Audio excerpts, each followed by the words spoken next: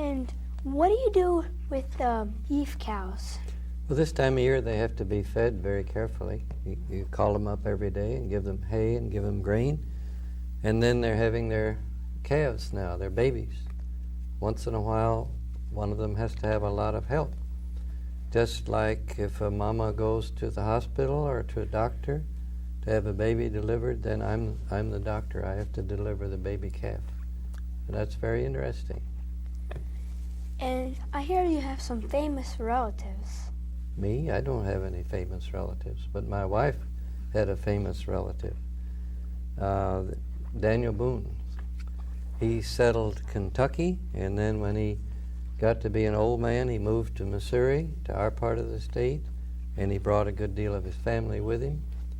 And there are several thousand people in the central part of Missouri who are descended from Daniel Boone, and she is one of them. He was quite a pioneer, and he brought the Anglo civilization to that area. And did he help a lot, or what did he do? Well, if you were a Native American Indian in our area, I don't think you would regard him as a great deal of help, because he was essentially competing with the Indians. They killed the wild animals for their skins and sold them then back east, and that's what the Indian population was doing.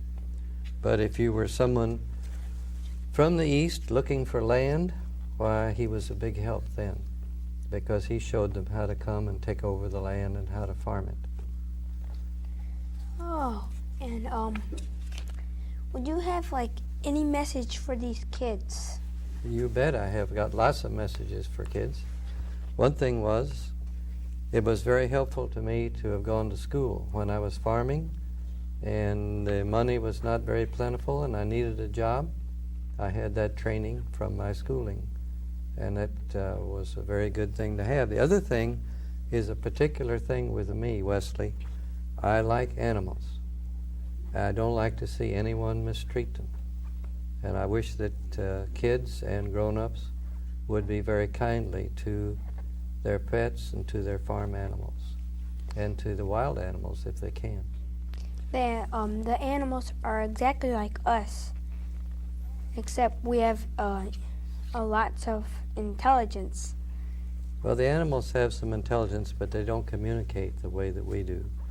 You were just in South America, I understand. And where were you? Were you in Peru? Yeah, I was in Peru. Over there, it's kind of tough for people.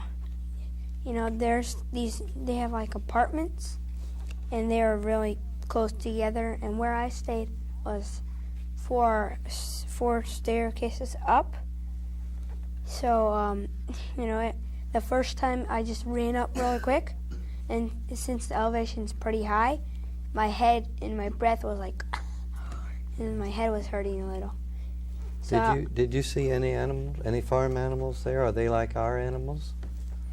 There are animals over there. I didn't really see any, but I saw this kind called a llama.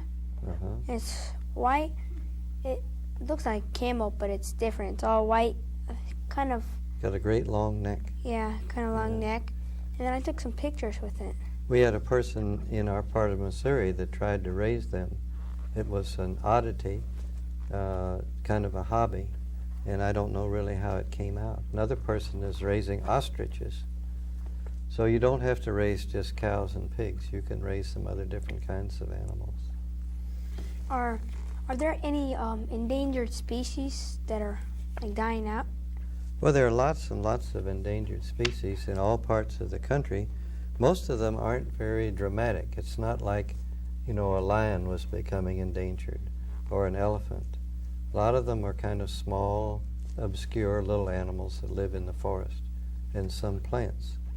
And some of our pollution, sometimes from factories and all, can be very hard on the plants and animals. Could an oil spill kill a lot of animals? Yeah, that's very dramatic. Oil spill is particularly hard on the waterfowl, so I'm told. We don't have much of that in our area. Our main water is the Missouri River, and it's kind of muddy, and there's not a great lot of fish or animals in it, but some. And I have a message for these kids here too. Everybody should take care of animals, not mistreat them like they're a little stuffed animal. And you should go to school too, so you could have a job, and so you can have monies, and so you can live on with your life. Well, Wesley, we're in agreement, I think. Yeah. So today we should learn that, and that's all. So till next time, I'll see you, friends. Thank you, Mr. David Horner, for coming here. It was really nice having you.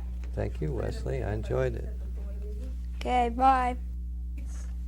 5, 4, 3, 2, roll. Did you have any experiences with elephants?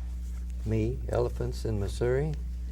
No, I just other than the St. Louis Zoo, I would go there and admire them, as any child might do in a big city. But I did go to school with a girl whose family had Budweiser beer, the Anheuser-Busch, the Busch family. And she had an elephant in her backyard, and had a big backyard, and had a person that looked after the elephant. And the elephant could give rides to children. I never did do that. They looked awfully big and intimidating to me. And,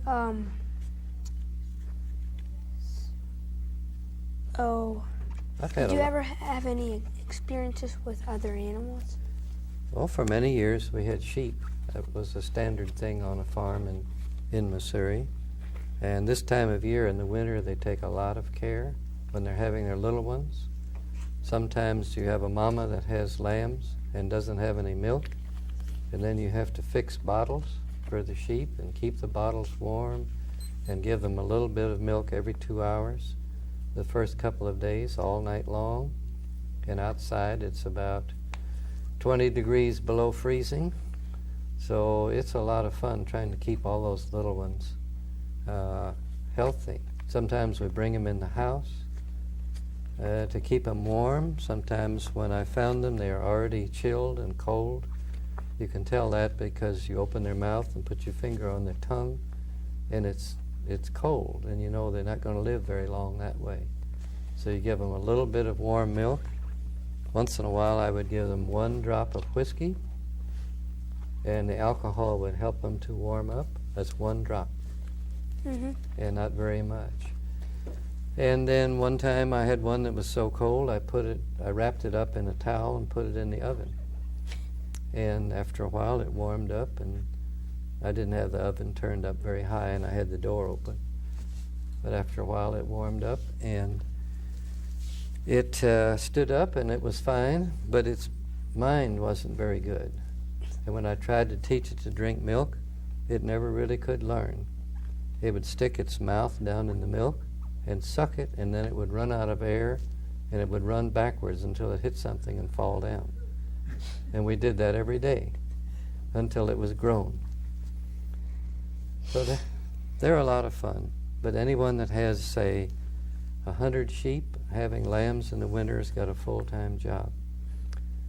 But the wool from the lambs is great for clothing, but it has a lot of competition from things like, from all of the other synthetic fabrics. So I think, in South America, in Peru, they use a lot of wool because you have, cool nights, so when you're living up in the high altitude. But the wool hasn't been a very good price, so the sheep business hasn't been very good around here. Oh, so I've got a message for the kids too. Always take care of animals. Don't hurt them. They're just like us, except they don't have homes. And they do have homes, but they don't have all the stuff we have. And Another thing is stay in school so you can get a job and so you can get on with your life. And thanks a lot, Mr. David Horner, for coming here. It was a pleasure. Thank you, Wesley. I enjoyed it. Okay. Bye, friends.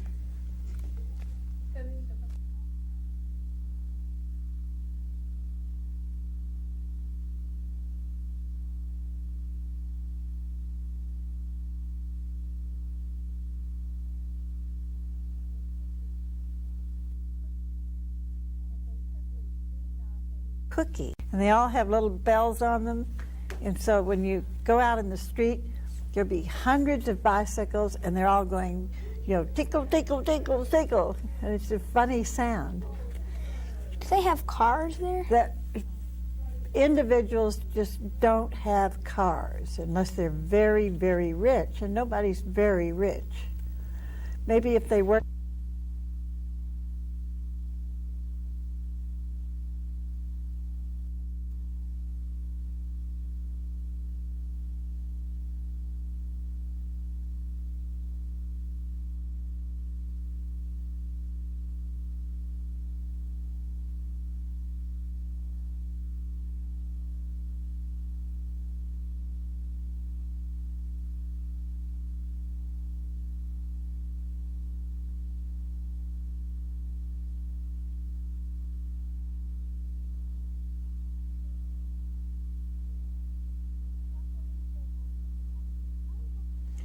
Dr. Winifred Horner, how many books have you written? I've written about 8 books. It's a lot, isn't it? Yes. And I had a family, too.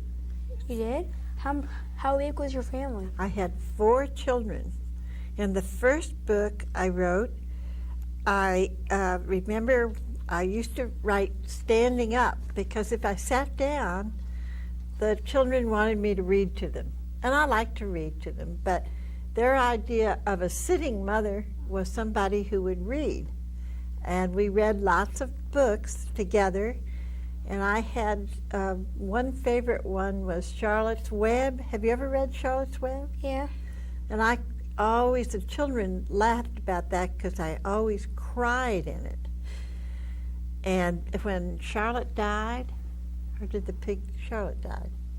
And I remember one time when I was trying to write, and the children were playing around. They were, I guess, 8 and 6 and 4 and 2, 8, 6, about that age. And the 2-year-old was in the playpen. Maybe he was 1-year-old. And he was in the playpen. And so the children were climbing up my legs, and I couldn't get anything done. So finally I took him, that was David, out of the playpen, and I got in the playpen with my typewriter, and then I finished the article I was writing. And the children had the house, and I had the playpen. And that worked really well. But I wrote about the children.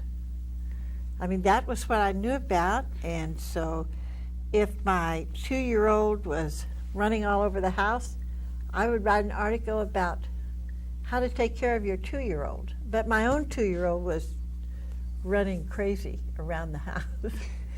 And so was it fun writing and taking care of your kids and doing everything?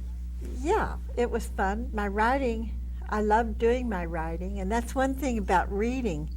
The more you read, the better you can write. One of the best ways to learn how to write is to read a lot. Did you know that? No, I didn't. Because you just finally, you read so much and you begin to think in those words, and then you can write. And we had a storm one time when I was a little girl, a really bad storm, and my mother wanted to encourage us to write, so she said she would give a quarter, and that was a lot of money then when I was a little girl. She would give a quarter to whoever in the family wrote the best account of the storm. And we all worked so hard on that. And you know who got the quarter? Who? We all got it. She'd have to give quarters to all of us because we all had worked so hard on it. And that was fun. When you were little, how many people were in your family? Well, I had 3 older brothers, and I was the youngest, and I was a girl, and I really kind of thought I was a boy. And I was always trying to, they spent the summer trying to drown me, and then they would pull me up by the hair to see if I was still alive, and if I was alive, they'd put me under the water again.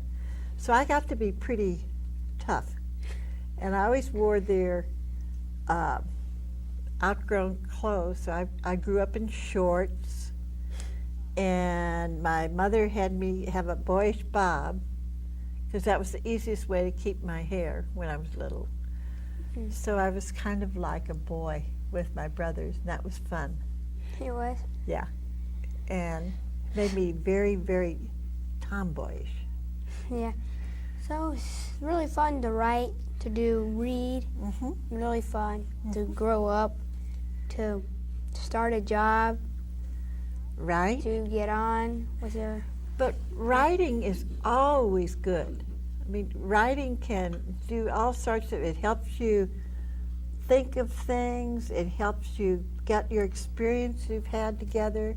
Like if you wrote about how you felt about this TV show, you would discover things about yourself that you hadn't known before. So sometimes when you write, you can just discover stuff that you didn't know before. That's right.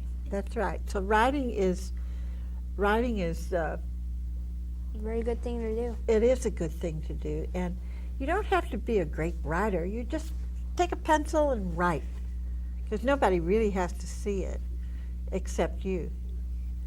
Yeah. And so just reading and writing does exciting things for your mind and helps you to remember things and helps you to so if you've had a good experience, then you will always remember it if you write it down.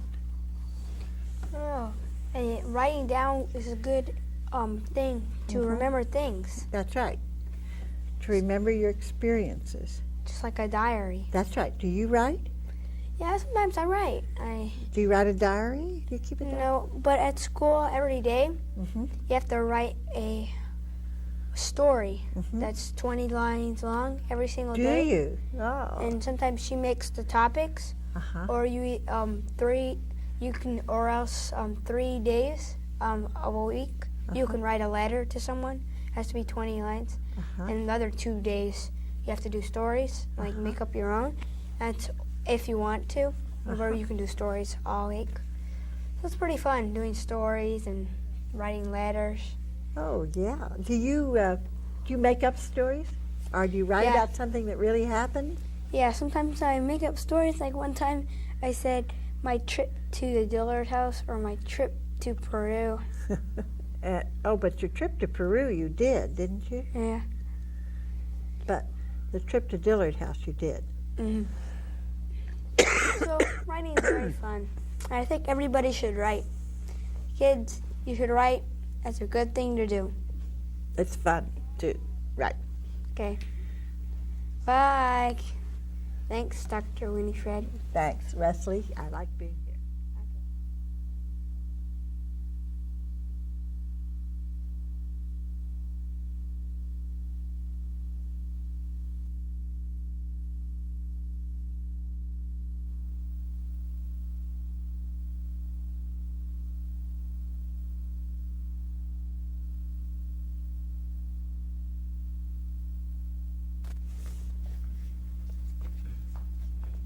Nobody speak a word.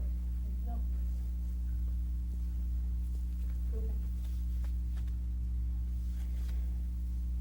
¿Y qué? ¿Con enfoque a Washington nada más?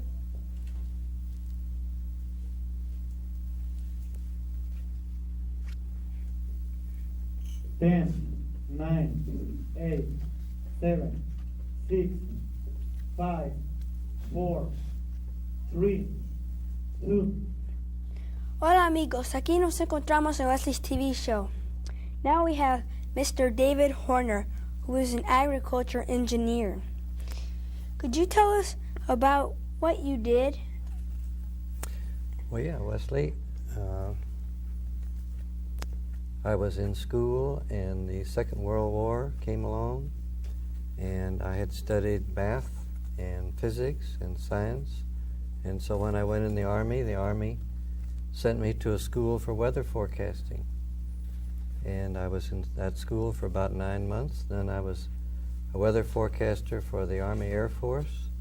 And then years later, in civilian life, when the war was over and I needed a job, well, I went to work for the Weather Service, and I was a forecaster at the airport at Columbia, Missouri. You have a forecast office in Atlanta. Mm-hmm. Was doing the weather forecast really fun? It was never dull. It was always interesting, kind of keep track of the storms, particularly the severe storms with wind, hail, tornado, and then all of the interesting things that happen, like temperatures below zero and the temperatures that get way up extremely hot. It was not dull. It was a good job. Did any bad storms ever happen when you were doing this? Yes, we had one storm at a city west of us, Sedalia, Missouri, and I remember there was one trailer court, mobile home court, and had 64 mobile homes. When the storm was over, there were only 2 left. The other 62 were gone. And how old were you when you got your degree? Well, see, I was first in school and then in the Army and then back in school. So I was probably 23 or 24 when I got my degree in agricultural engineering. Did you do some farming during your school? I did some farming right after World War II. About 8 years we were farming full time and on a small farm in Missouri, and it was very interesting. It is a very difficult way to make money. It's a very difficult way to money. Okay. What did you do after farming? Then I went to work for the Weather Service. Oh, okay. When my children were small, and then when they were grown, after I worked there about 30 years, and then I retired in 1981, and I was back doing some farming that I still do. If the kids are interested in farming, what do they do? Well, I think they would need to work on a farm in the summer. If they could get a job on a farm and get some practical experience, then a natural thing to do is to go to a university that has a College of Agriculture and study agriculture at the school. And then if you have a practical experience and degree in agriculture, maybe you could get a good job on a farm. And after a period of time, you might be able to own a small farm. These days, farming, is it an easy way to make money? It's never been an easy way to make money. What is happening in farming now is a lot of the small farms are disappearing, and the farms are getting larger and larger and using bigger machinery. But it has never been a very easy way to make money. There's too many things that can go wrong. The weather can be bad, either too dry or too wet. Most places in the southeast part of the United States this year were too dry. At our home in Missouri, it was too wet. We had huge floods on the river that flooded the bottom fields. Were you afraid of any animals? No, I like animals very well, and most of them are fairly gentle. You can, if you work at it, you can call them and they will come when you feed them. Of course, animals like dogs and horses are trained to work with you or work for you.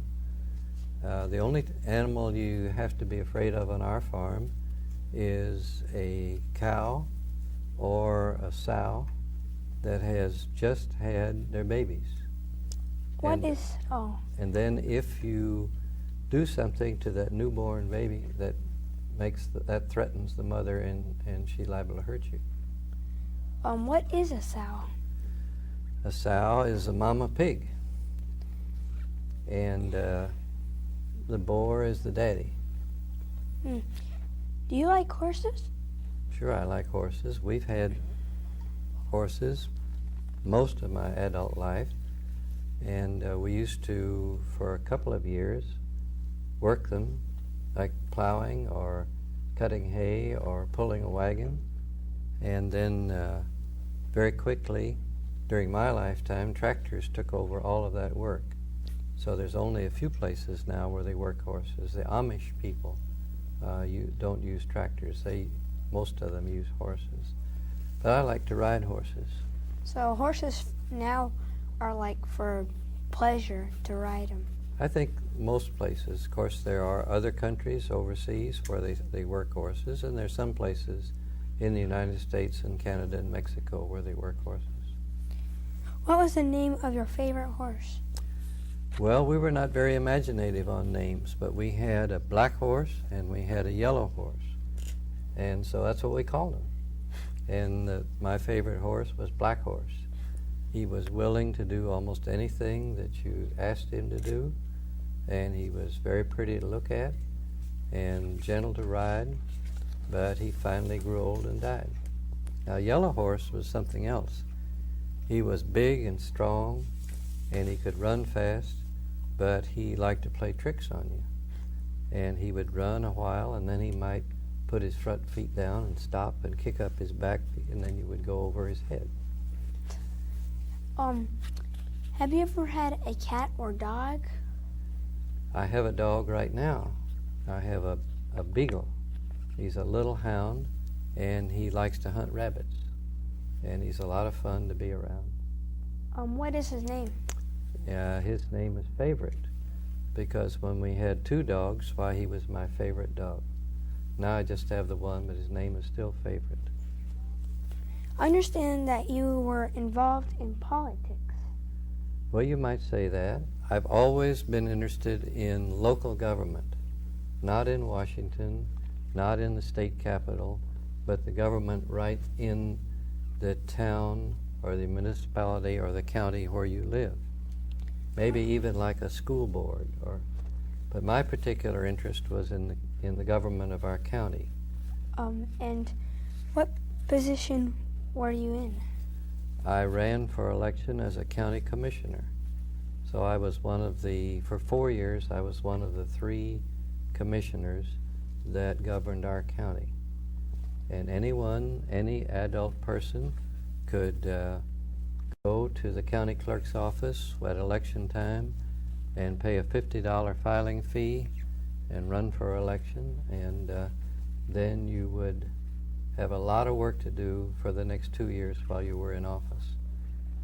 Did you have a lot of work to do, just like you said? Yes, the county government was very difficult. We were interested in things like what kind of change should be made in our county-owned hospital, what improvements should be made in the roads, what should happen to the county courthouse, should it get larger to accommodate the increasing population.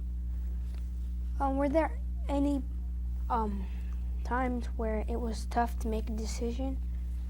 Yeah, it's tough to make a decision. Some of the difficult decisions has to do with rezoning. Our particular county, and in a lot of counties, all of the land is zoned for a particular purpose.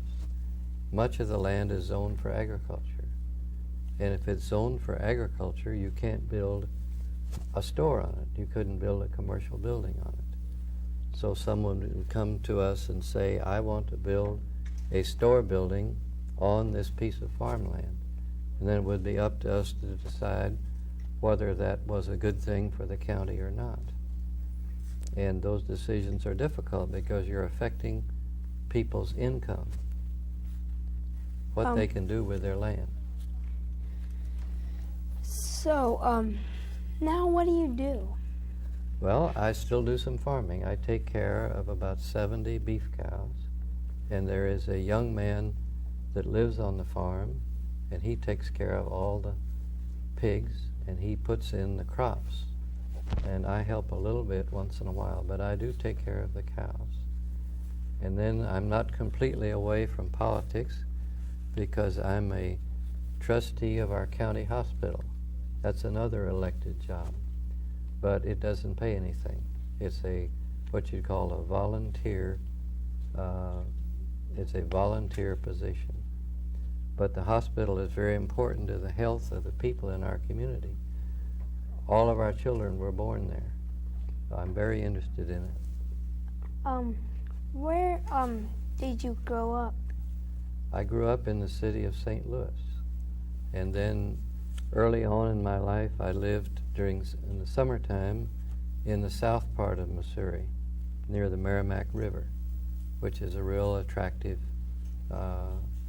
free-flowing river in the south part of the state.